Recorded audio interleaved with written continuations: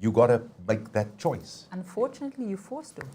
That is life, because you can't basically not work, and even if you're not 100% sure, there is a bit of structure at the end of it. It needs to happen at school, at your foundation level. And this is where I look and I say it is the foundation level of having to assist you on finding who you are. Yeah. So, yeah, very important to me. And this is why this interactive show is definitely the one that is going to be one full of books. So I remind you, at Nickay Productions, on YouTube, Facebook, of course, the details at the bottom of your screen. So we welcome and invite your contribution. Of course, any comments, any questions that you have, anything that you might be thinking that we need to have out there, of course, that is what we definitely want to be talking about. So absolutely wonderful. Looking forward to all of that. But for that, of course, as you know, whenever it comes to a guest, we bring you certainly the best. And we've searched high and low for the expert, especially to the subject matter. That is right. And we had to get, obviously, like Dougal said, we had to get the professionals out here. We've got a subject advisor, Jody Hartzenberg, here today, asking, at least giving us answers to those difficult questions and just, assisting parents at the end of the day to be able to assist the kids on these decisions. Jody, welcome to Mahala Monday. Good morning, and thank you for inviting me. No, absolute pleasure. Thank you very much for coming along. We've got lots of questions for you, Jody. Oh, yeah. And so we're really looking forward to all of this. So you kind of know what we were talking about now. You've been listening to this. But so you are a subject advisor. That is what you do. Yes, that's correct. I'm a subject advisor in the subject geography. So that is my field of expertise, where I give advice to educators teaching geography. Okay. Right? So, but also besides that, I also guide the teachers with all other things as well. So not just geography, but all other things as well pertaining to the education system. Okay. So just to be clear, so you would engage then with schools, principals, if I could put it that way, with teachers, basically, and how they would advise the learners in choosing subjects and these sort of things in a broader picture. Yes, that's correct. We do school visits, right? So we go to the different schools where we see what the need is.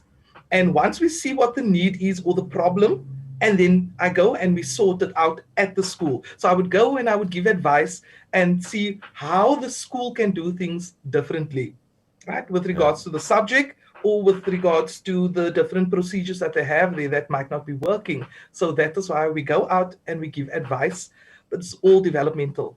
Okay. Wow. Now, Jody, before I would ask you a question, because I want to jump in, because I'm going to forget if I don't ask you now. and it's basically this. Given what we've said now, from the start of the show up until now, and what you have responded to, how difficult is it for learners at that high school level to make those choices? How difficult is it? And how much confusion is there? Because I would imagine, I'm still confused. Okay.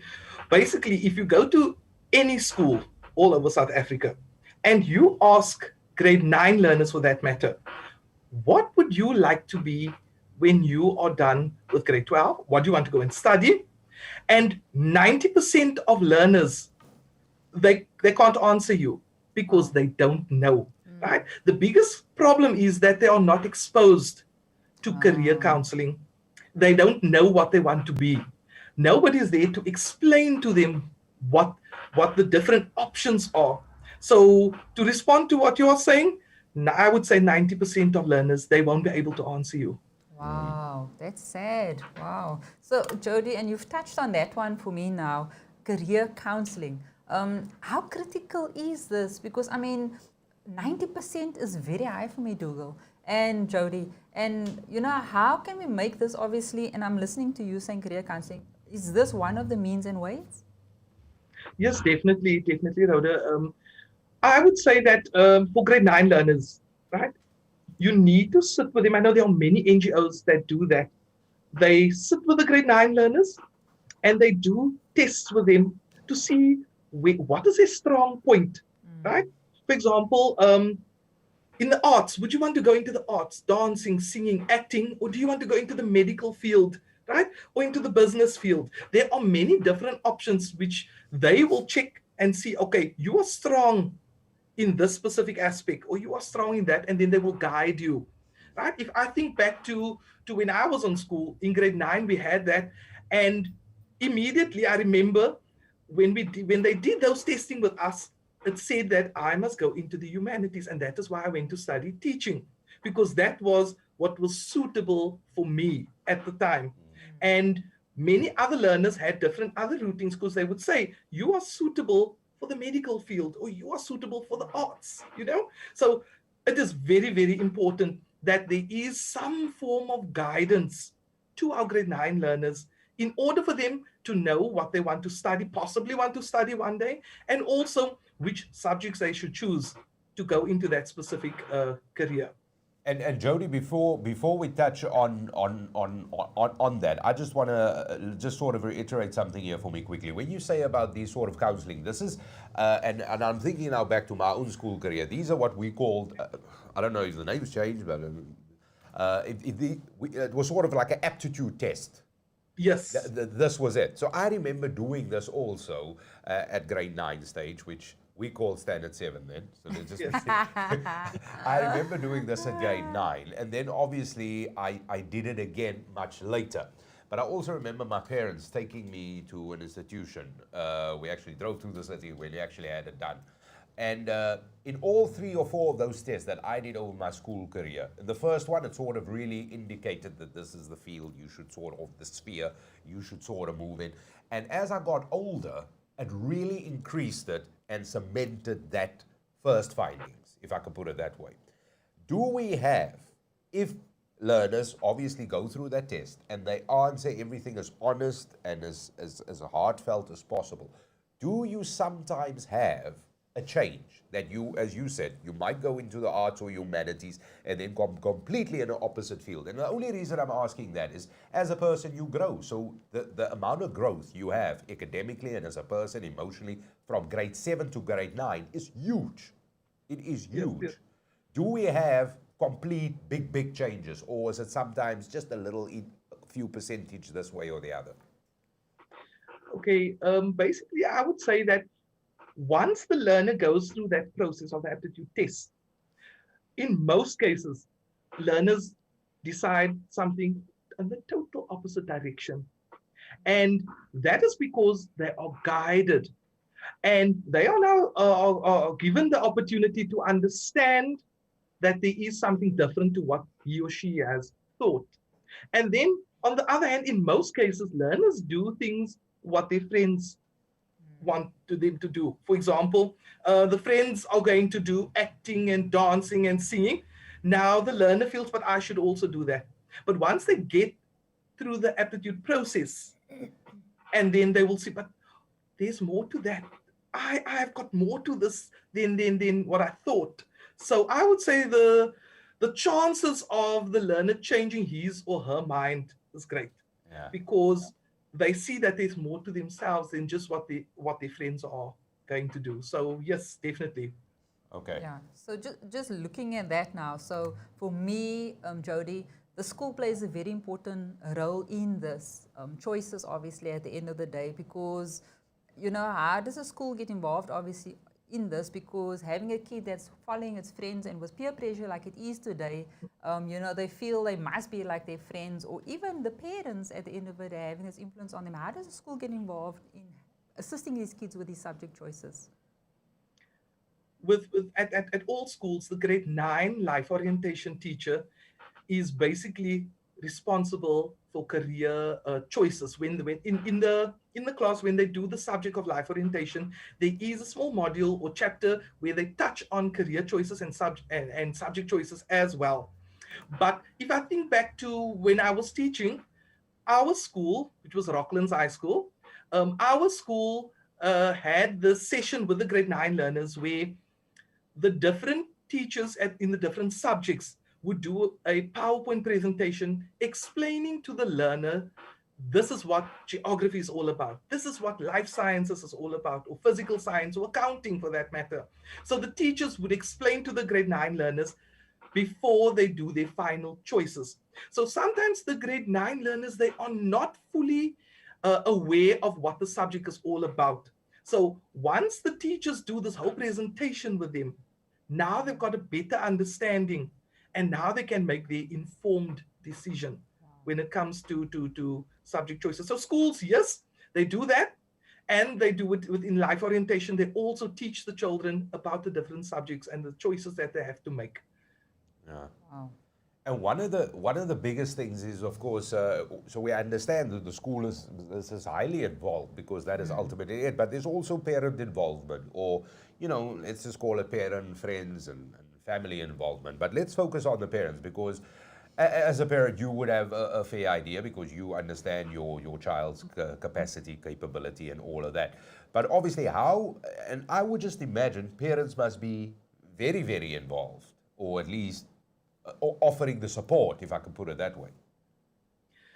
Parent involvement is very, very important or crucial. I would say it's crucial when learners need to choose their subject packages, right?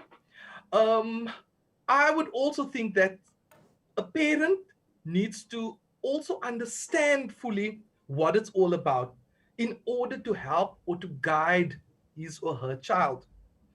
But you also get those parents that choose for their children, right? No, no, no, no. He or she has to do physical science, for example. But the child doesn't have that capability to do physical science, but the parent feels that the child should do physical science, for example.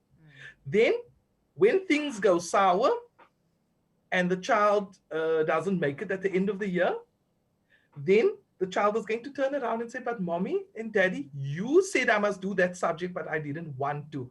So I would say that parents should support the learner in this whole process and not dictate. Because there are times where parents feel, no, but I think he or she can be a doctor.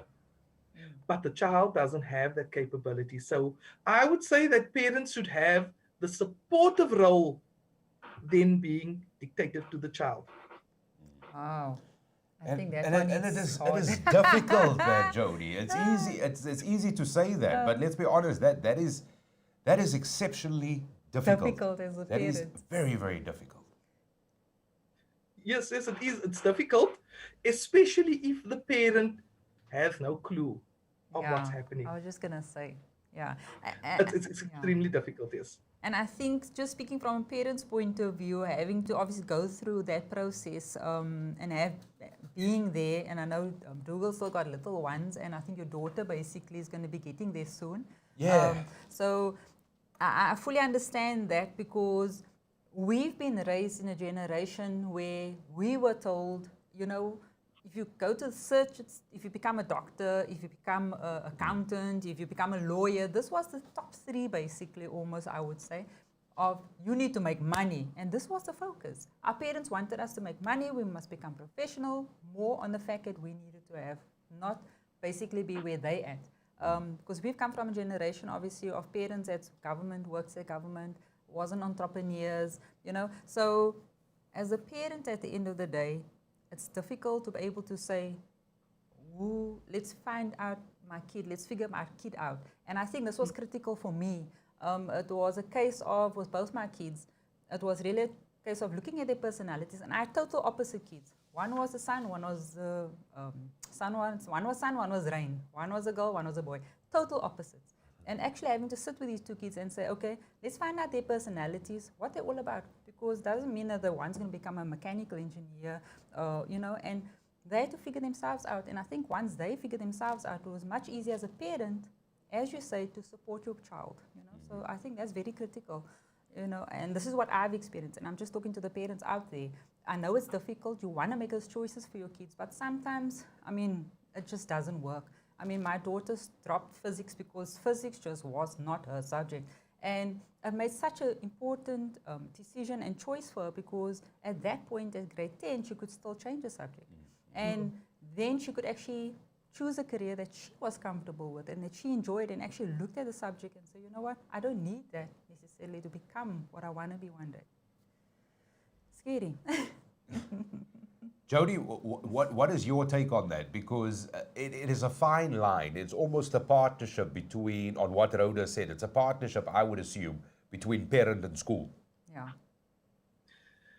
Yes, definitely. The two should work hand in hand. parents should be involved in the learner's decision making as well as the school. So that level of communication should be there between the school and the parent.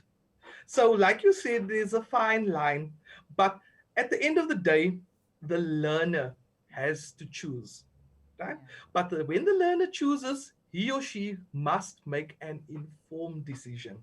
That is the important thing. So, when things go wrong, the learner cannot turn around and says, "No, but my teacher said I must take that subject, or my parents said," right? It must be an informed decision Yeah. so that the learner can make his or her success out of the schooling career. And, Wow. and let's get into the nuts and bolts of it. Let's talk about proper subject choices now for the right careers. Let's get into it. So, what is that? What would that all be about? And also, I want to go into subject streams because like subject stream A and all of that. But let's talk quickly about the proper subject choices for the right careers. Okay. There are about 4 specific streams that I can talk about, right? Most schools have your science stream. For example, physical science, life science, geography, or CAT, for example, or IT goes with the science stream. Okay. Then you get the commerce stream, where you have accountancy, economics, business studies, and CAT and IT can go with that as well. Then you have what you call the services. Some schools might have it. Tourism, consumer studies, and maybe business studies with it. And then you get the humanities, is geography, history, and maybe tourism with it as well.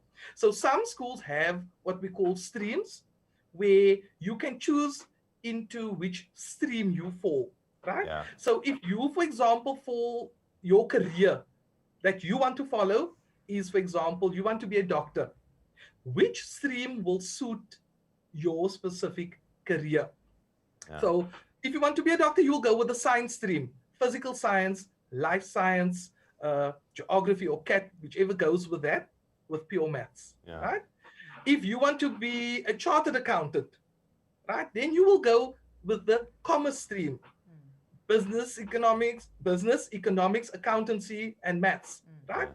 Then you will go into that stream. So it is important for the learner, for example, to know that I want to be a chef, for example. Then you will go into the services where there's consumer studies, business studies, tourism. That will be able to guide the learner into his or her career. Jody, and let me ask you this. Would there then be, I'm assuming here, Yes. would there be a universal stream? If I could maybe just call the let's say the science stream, the first one you mentioned. Okay. Would that then almost be like a universal stream? Because I want to be a doctor today, but next week I want to be a chef. I mean, just to err on the side of caution. Can we make name something a universal stream, something that would give you more options by the time you've matriculated? Would that be the case? Okay. If the learner changes his or her mind, right? And they're already in a specific stream, right? Then he or she should basically check and see, okay, will those subjects be able to get me into the other career that I have chosen? Because you get certain situations where the child is halfway down the line decided to do something else. And now the subjects that they have chosen, it is not the subjects that will allow them into the next career path, for example. Yeah. But you're speaking about universal. You do get certain schools that also do universal streams where the child can choose one out of each stream.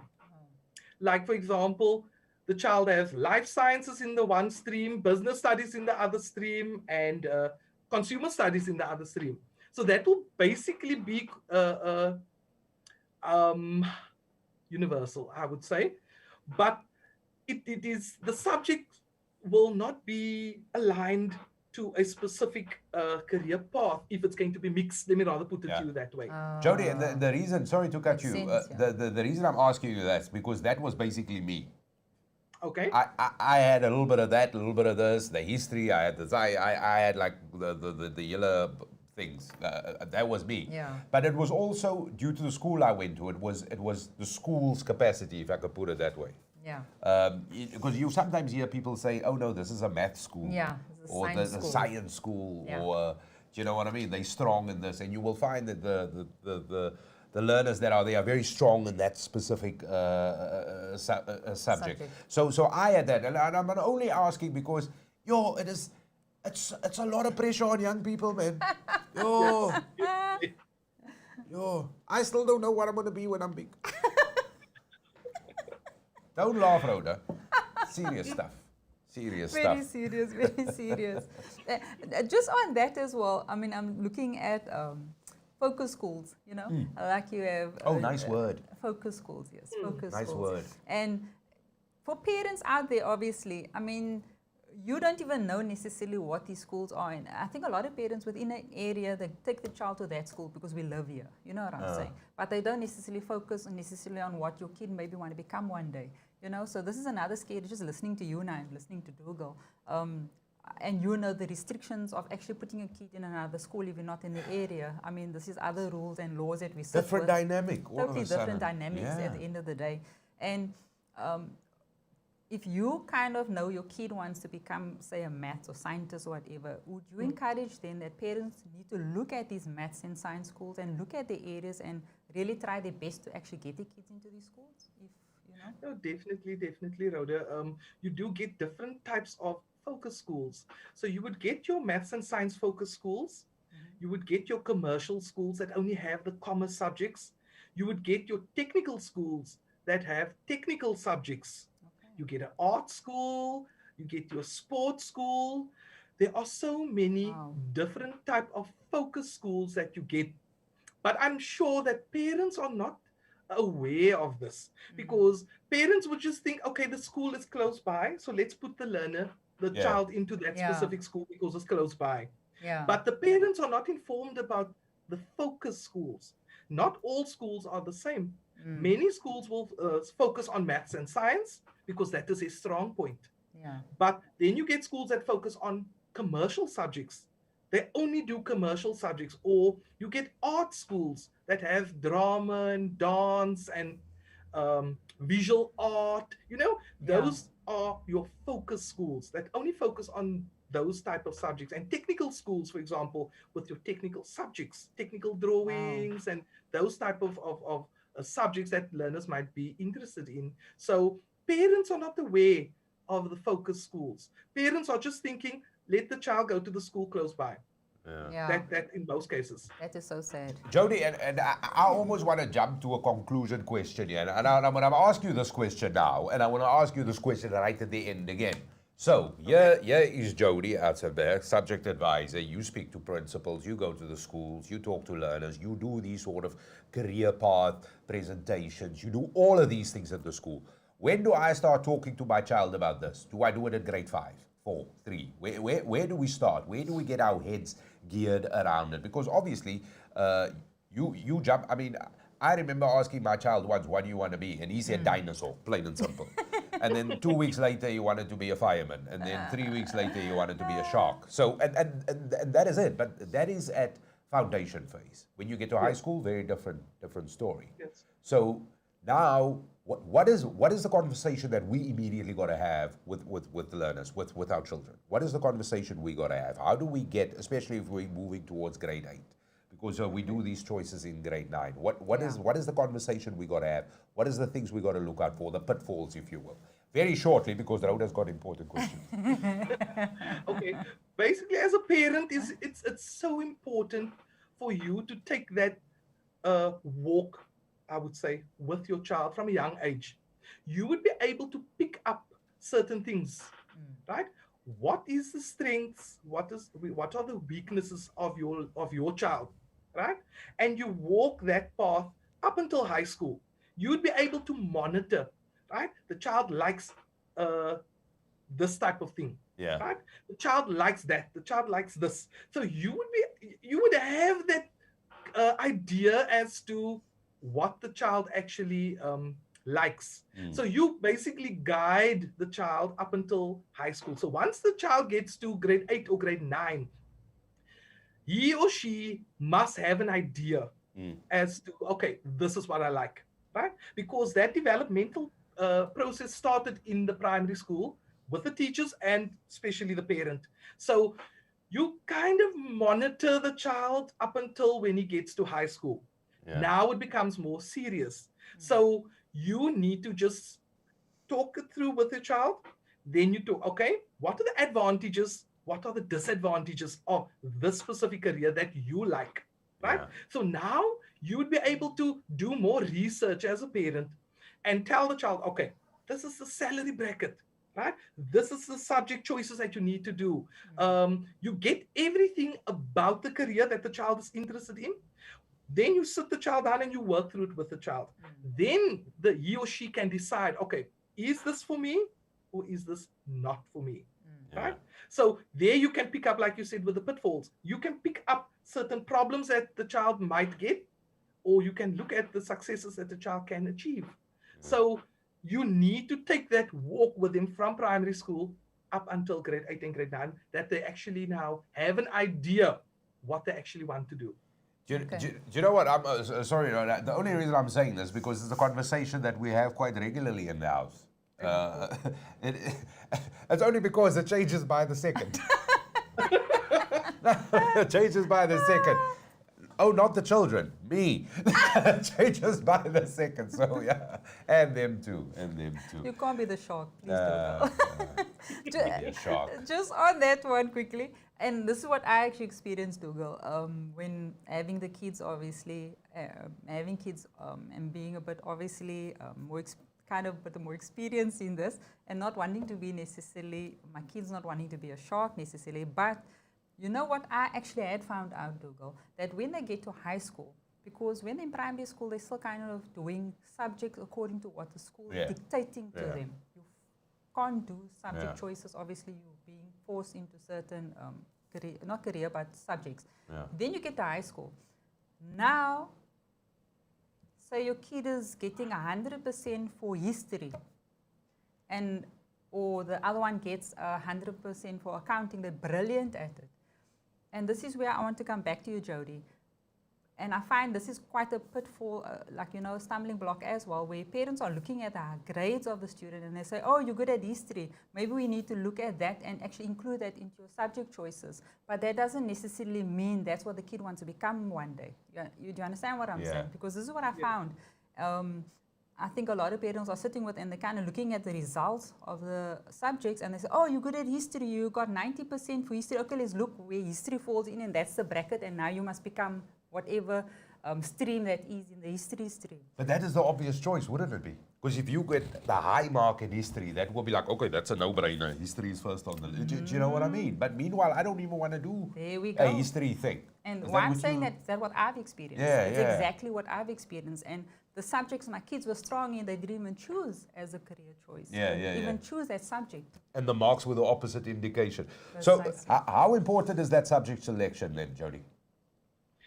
Well, with high marks doesn't usually give you a clear indication, right? Like Rhoda was saying, the child had 90% in history, but the child didn't choose history in grade 10, right? When they choose their subject choices, they don't choose history.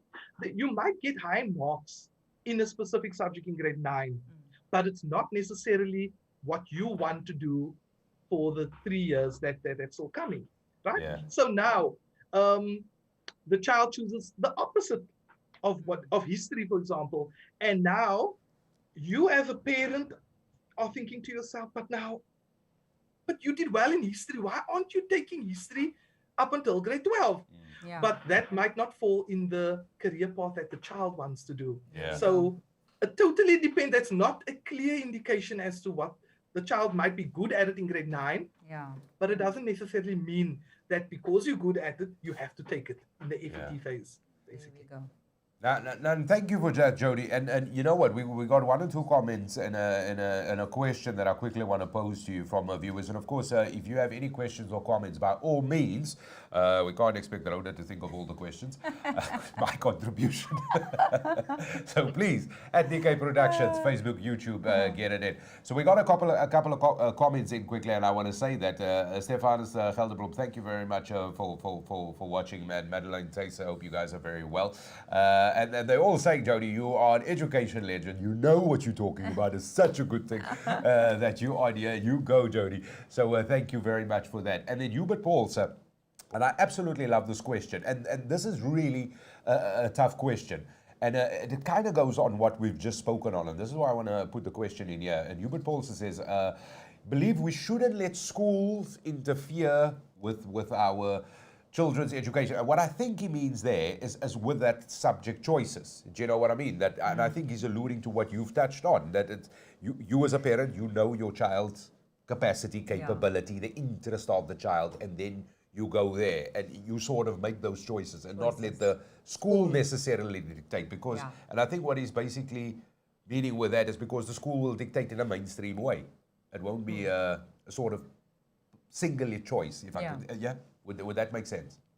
Yeah, I think what he means by that is the schools are sometimes guiding the learners into a specific pathway. I think so, into a specific pathway where what they want most or the majority of the learners to choose. So I think that is what he is alluding to. And what the learners do is then they just go with what the teachers say or what the principal says, you know. So I think that is what he was saying, that don't allow the school to dictate.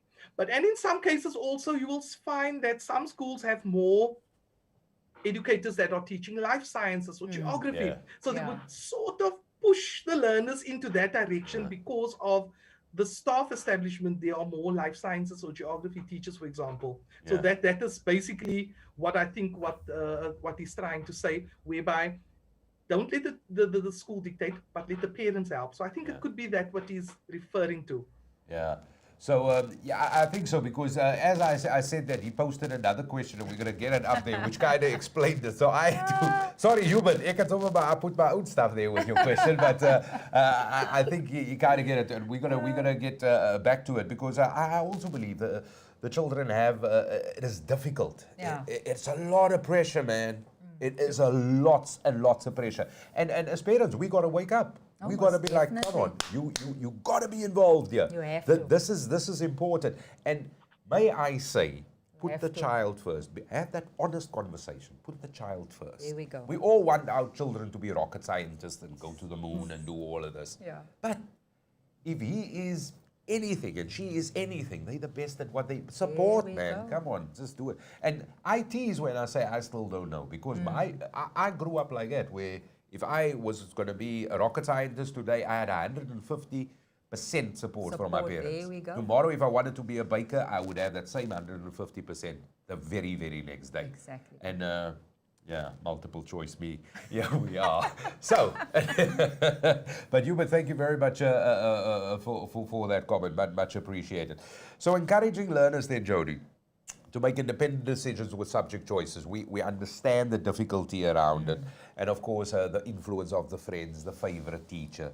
But how do kids go about? If you, what is the first thing you, as Jody Hartzenberg, would tell a grade 7 learner right now? Okay, to a grade 9 learner, let's say grade 9 learner, right? I would encourage the learner to firstly be informed about what you want to do, right? In a career, for example. Then make independent decisions. They are easily influenced by friends, for example. They don't want to be in a different class as John and Peter. They want to be with their friends from grade 8 and grade 9. Then also, you get cases where learners are doing certain subjects because they love that teacher teaching life sciences or geography or history. So they're going to go with that route, right? So my advice to grade 9 learners would be, make your informed decision, know in which route you want to go with regards to careers, right? Don't go after friends. Don't go after favorite teachers. Do what suits you. Do what suits you as an individual, so that you can make a success of yourself. If you are not going to make independent decisions, you might regret it at the end of the day. Or when you get to grade 12, for example, you might regret it because you didn't follow what you wanted to do. Yeah. So that would be my advice to grade 9 learners choosing these subjects. Okay, which is very important. And just on that as well, with students and the influences at the end of the day, one of the stuff I've also noticed that a lot of parents is actually getting a bit too involved in the children's schoolwork. And I'm sorry to say this, and I've come to realize even once they actually go and study, wherever they go and study, and once they're done with school, there's that reality of mom and dad is not there anymore, and they have to do this on their own. Ooh. And I'm a very strong parent that believes that kids need to start standing on their own 2 feet from a very young age. And I know one of the questions that was asked or stated on there, isn't this a bit difficult for the kids right now? It's a lot of pressure and things like that. The reality is, and having to raise kids in this world today, and the reality as a parent is that you are raising your kids for this world. You are not raising your kids for yourself. And this is the reality I've been faced with. Yeah. And you know what? You're putting them out there in the world for themselves, because I can't depend on my kids one day. I mean, both my kids is basically out of the house. I don't see them much. So you raise them for the world to become successful people. So parents at the end of it also, I feel, Jody, need to let go a little bit on saying you need to start doing things for yourself, because once they get to varsity, they get to colleges and places like that, you can't do their homework for them anymore. You can't hold their hand. They need to do this by themselves. And this is one of the influences these kids, and I think a lot of pressure happens on, the parents have too much say. And the kids need to have a little bit more say on that. And I probably can go and rant and rave about this whole time. But just getting back to this again. I know there's a lot of parents not happy with hearing what I just said now, but having to have raised 2 kids, that's the best thing you could ever do for them, is having to teach them independence and doing things by themselves. Because you cannot fill out forms for them, you cannot write the documentations, you can't apply for them for the institutions, varsities, the stuff they need to start doing by themselves. Because this, you're teaching them to be life skills and actually go into the world. So let's not go there. But a quick one, subject selections in terms of learners applying to certain subjects and looking if they qualify with the grade 9 results. Could you assist us on that, please? Subject selections. Okay. Some schools, what they do is they don't automatically allow learners into a specific stream. Like, for example, I know with the science stream and with the commerce stream, you cannot just get automatic entry there. So basically, they'll go back and they look at your grade 9, the end of year results, before they place you into a grade 10 class. Okay. So, for example, if your mathematics and natural science marks were low, right, they don't put you into the science class because your marks were low. Or, for example, if your mathematics or EMS marks were low, they don't place you into the commerce class because they usually give space to the stronger learners that choose those subjects, right? Then, if you don't get that, then you are left to take the humanities or the services stream. Then they place you in those classes. That is what many schools do. Sure. Listen, we've just now scratched the surface. This is now, I'm more confused now than I was when I started here now this morning with the show. And I'm really scratching my head. This is not even, I'm not even joking. And I must just say, thank you very much for all the interaction we're getting at Nickay Productions, of course, on our streams on YouTube and on Facebook. So thank you very much for those wonderful comments. Madeleine Tayser, Donovan Liebenberg, Hubert Paul. So thank you very much for that. And I've got a comment here from Madeleine Tayser that I quickly want to run past you. It says, parents should, and you just said this, parents should also become more informed about subject choices and stop forcing a child to do certain subjects, for example, maths and physics. And then you have a situation where the child finds it very difficult to cope. Yeah. So, and you touched on it. This is so important as a parent. You got to be part of this process, man. Oh, yeah. Because you know the child better than the teacher. Oh, yeah. And let's be honest, you know the child better than the child knows the child. True. You know what I mean? So, and we've just scratched the surface.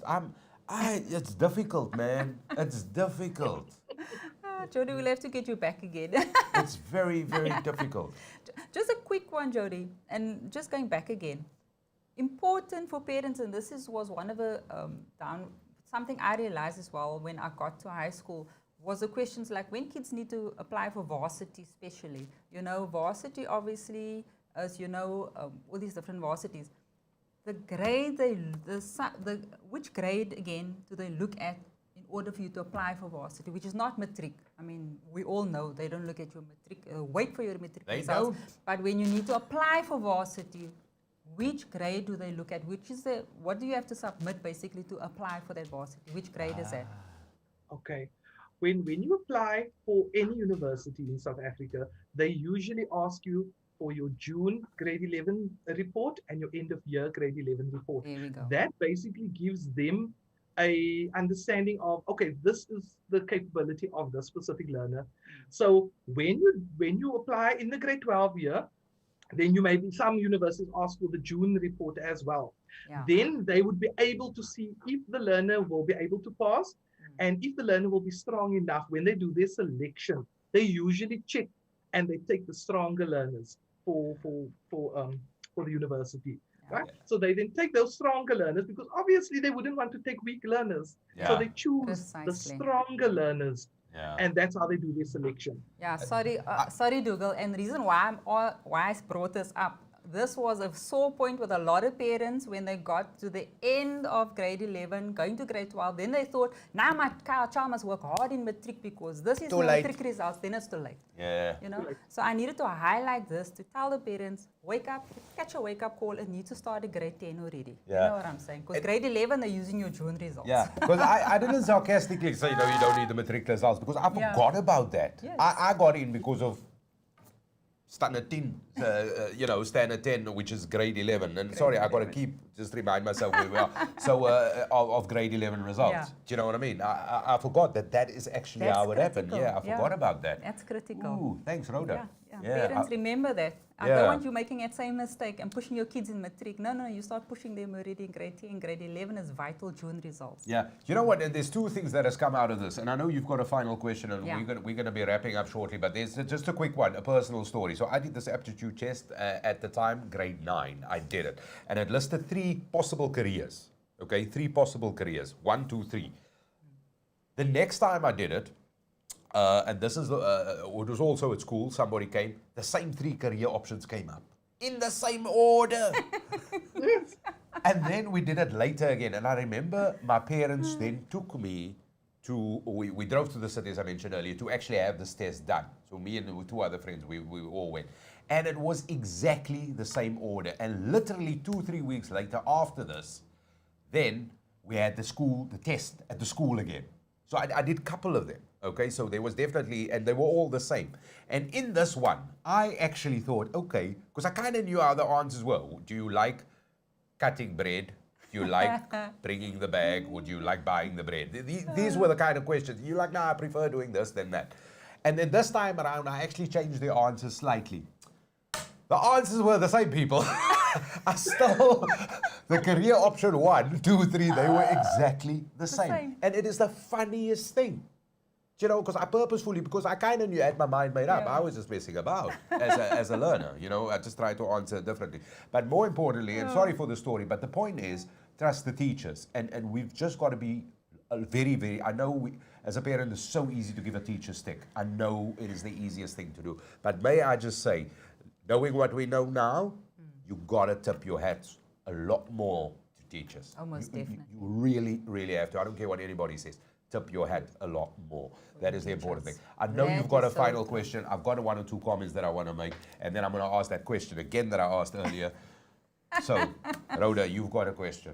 The final question, probably. If at the end of the day, what would you advise parents, children at this point on subject choices? Your last words, basically. Hey, that's my question.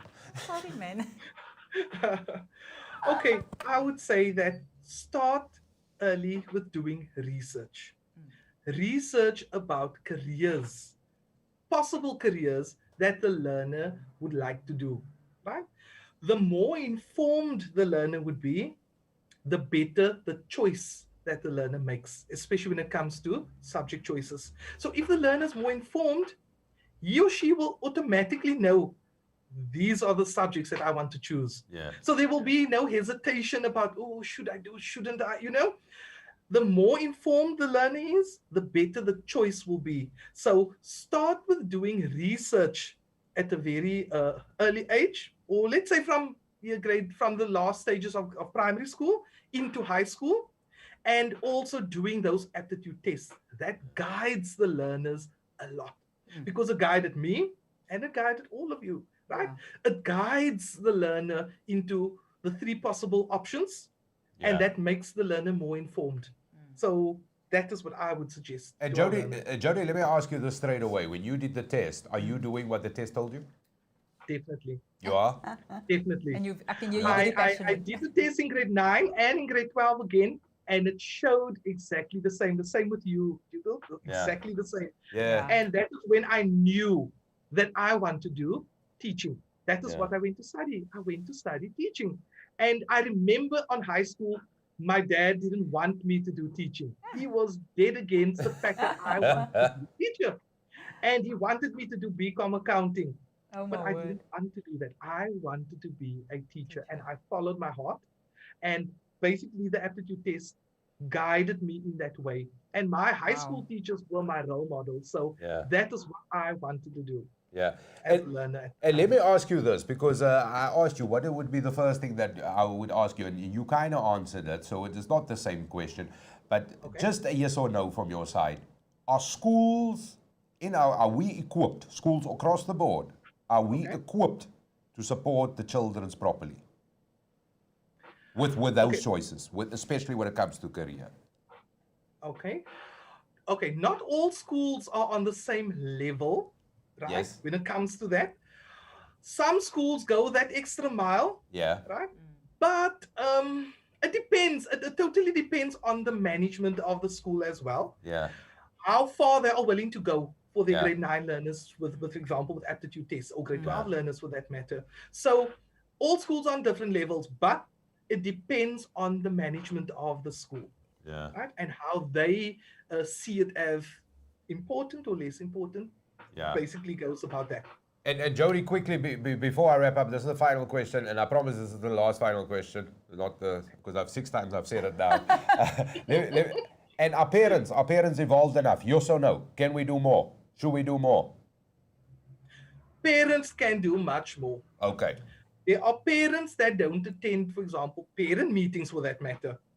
So that already tells you or gives you an indication the parent is not interested in what the learners in the learner's schooling career, right? Parents can do so much more, right? If parents are more involved, I think that learners would be more informed, and learners would be much more disciplined as well. Because now, in most cases, learners are confused, and that confusion is causing the learners to not actually know what they want to do. So I would say parents, definitely, they can do much, much more to help their children to make a success of their schooling career. Because there are many parents that are not worried about their learners, their child's schooling career. So they can just give more input. And with more input, you will see greater success. So true, so true. And I think even on that, and I mean, we really need to wrap up now. At the end of the day, parents don't put all that necessarily for me. It's almost like saying, you know what, what's the government doing? What's the government doing? What's the teachers doing? Why is my child? No, it's not up to the school and it's not up to the government to raise your child. It's up to you as a parent to raise your child. Yeah. So take that interest in your child. Go to the school meetings, even if you know for the fact, like I said, I got a day and a night child. The one was like you go to the teacher and it's like only speak well of your kid, and you go to the other one, it's like, oh, Mrs. Stoffels, then you already know. But go to that meetings, because this is where you find out about your child, and you have to face this head on and be there for your kid. Yeah. Jody, I would love to ask you any final comments. So I am going to do that. Any final thoughts? Do you have any questions for Rhoda? Not me, Dougal. Okay. I would be able to give you just comment on the show. Basically, it is a good thing what you guys are doing, especially Ah, this topic, because it touches many parents. Oh yeah. Parents, some of the parents are probably thinking now, oh my word, I didn't even give this some thought. And it is allowing the parents' minds to open up so that they can develop their own children. Oh yeah. And I'm very, very grateful for this, so that the parents' minds can open up. And if more parents' minds can open up, we will have a better society. Almost definitely. Definitely. amen. Amen. Yeah. So I do salute you guys for doing these shows so that the parents' minds can open up. Thanks, man. And no questions for Rhoda, apart from the wonderful compliment. Put her on the spot, No, man. Jody. Jody, I'll see you after the show. Jody Hartzenberg, thank you so much for coming Thank you, along. thank Mahala you. Monday. Wow. Thank you, thank you, thank you. That is all I can say. And from both Rhoda and I, just keep up the amazing work that you're Most doing. And definitely. your passion is just keep it up, mate. Most Just, definitely. yeah, just keep it up. It Thank just you so Thank much. you so much for having me on the show. I It's really lovely appreciate having it. you. Yeah. Thanks, Jody. So that is Jody Hartzenberg, everybody. He is a subject advisor. That is what he does. He Wow. engages with schools, with parents. You heard him. And Rhoda, we scratched the surface. I know less now than I knew when we started. And I got to be honest with you. This is sad. I've taken almost like, not a step back. It is just, I was just reminded how I need to come to the party. There we go. I think They that's the eat the better wind way. out of your sail a bit. Yeah, no. Most definitely. You know, and it really comes down to that, because you know what, Dougal, you are your child's leader in this world at the end of the day. Yeah. They look up to you to be able to lead them and take their hand and actually help them through this process. And that's exactly it as well. Principals, teachers, I don't think you realize the impact you have on these kids as well. You are those leaders. They look up to you. Yeah. Like Jody also alluded earlier, had said that his teachers was basically his role models. He looked up to them, and this is where his passion came from, you know. And you are so important to these kids. And like Dougal said earlier, hats off to these teachers, you know. Yeah. And principals, very important. You are critical in these kids' life. You know what? Find out where they can get these tests done at your schools. If they're not doing it at your schools, find out how to get it to your schools. So to make those children our leaders of our future. Yeah. That's what it comes down to. And it's just a case of being aware, you know. So there Yeah. are those organizations who come to the schools who do these tests, Oh, yeah. and just be aware of it. Get that conversation going. Pique So their true. interest. You know, the $1 million question to all children at the age 5 to 10 is, oh, what you going to be, especially if you're in grade R, what do you want to be when you are grown up and all of this. And then that's where you Yeah. get the fire truck answers. Yes, Yeah, there we brilliant. go. We laugh. We're cute. Oh, what a lovely answer. And that's fine, but it's a Yeah. conversation that has got to It has continuously to. happen. Do you know what? There we go. And I know there's, and I can say so much on this, but it is not about having different viewpoints here. I don't want anybody to agree with me. No. I want somebody to have that opposing view, because I want to understand why is that, you know, educate me. This is what it's about. This is what we're doing here. It's not about having the same view. No, it is about definitely not. engaging that conversation and getting us involved in that thought process. That is basically So what true. we do. I want to end on this because there is a comment that just came through, and this is from Karen Kidd, and thank you very much for this. Parents must follow their child's interest and passion from early on. That will determine their direction in life a little bit later on. Parents, read to your child from early on. there Again, we it go. can't be emphasized There enough. we go. Do you know what? And we all, the research says that, we all agree with that, and thank you very much for your comment.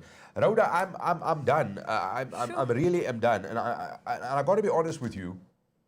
Yeah, I've never said this after a show. I knew less now than I knew when we started. Yeah, and that's where I leave it. I'm so sorry. Bombshell. Yeah. Lots of I'm homework. sorry, people. Lots of homework he needs to go and do now. Back to It's school. scary, and this is the thing that got driven home. It is scary. It is daunting. This is yeah. difficult. Do not for 1 second think, and let's not make a bigger deal of it. Yeah. Let's just support each other with it. That's what you got to do. That's exactly what I was going to yeah. come down to you, Dougal. There's no such thing as a mistake. Yeah, No, let's no, be honest. no. And you know what, Dougal? It really comes down to, you could even come and chat to me, because you know what? Once you've been through it, it's easy to talk to somebody. Like that grade 11 was something Yeah. I learned in grade 12 that my kid who needed grade 11. I can allude to the fact and say, Dougal, this is a pitfall. Grade 11 is important. You know what I'm saying? So don't feel that you're alone. Don't feel that, you know what, wow, like you're feeling right now. You're not alone. There's parents that's been through it. There's teachers that will be able to assist you. Find out who can assist you if you feel that you can't do this by yourself. Yeah. You know what? And, we've scratched the surface. Yeah, I think we're definitely going to speak to Jody Hartzenberg again. But thank you so much for joining us. That is it from me. I have nothing else to say. I am more confused than ever. If you have any questions, of course, you know who you'd ask. Anyway, but thank you so much for watching. Thank you for being part of the show. Thank you for all the comments, all the questions that we got. And more importantly, definitely share this. Definitely like this and share this video far and wide. That's right. Because this is how we get the conversation started. This is how we get. Ta-da. Yeah, that's it. Thank you, everybody. Have a fabulous week and everything of the best for the week ahead. Until next time, from myself, Dougal, and Rhoda. Cheers, everybody. Bye.